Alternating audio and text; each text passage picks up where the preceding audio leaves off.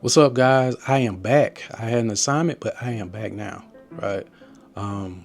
We will be reading Jeremiah 27 through 12. So a little background is that this is from the prophet Jeremiah, right? He was charged with telling God's people, right, his friends in Judea and Jerusalem, that they would be destroyed and exiled by the king of Mystery Babylon.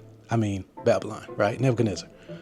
Now, these are God's people, right? And not just anyone that Jeremiah is talking to, right? He would prophesy these things and he would get made fun of and mocked, right? He would get locked up and even beaten. And because of this, right, he had a complaint against the Lord. So this is part of what we're reading here, right? So Jeremiah 27, you deceived me, Lord, and I was deceived. You overpowered me and prevailed. I am ridiculed all day long. Everyone mocks me. Whenever I speak, I cry out, proclaiming violence and destruction. So the word of the Lord has brought me insult and reproach all day long. So Jeremiah would prophesy these things and people would make fun of him, right? People would pick on him because of what the Lord told him to say. Verse 9.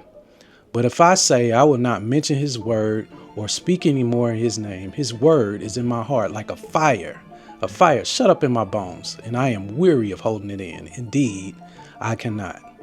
I hear many whispering, right? So whispering is rumors. He hears rumors, terror on every side. Denounce him. Let's denounce him. All my friends are waiting for me to slip. Pause, right? So all of his friends, right? Jeremiah is a priest and a prophet. So all of his friends are people he went to church with, right? People he shared a meal with, people he fasted with and prayed, right? People who he spent time with their kids, right? All of his friends. So it says, all of my friends are waiting for me to slip, saying, perhaps he will be deceived, right? Perhaps he will be deceived, right? Pause right there. Perhaps he's not a prophet of the Lord, right? Perhaps he's reading something that he doesn't know what he's talking about. Perhaps he's not hearing from the Lord, right? So let's read it again. So it says, perhaps he will be deceived, then we will prevail over him and take our revenge on him, right? But look what it says in verse 11.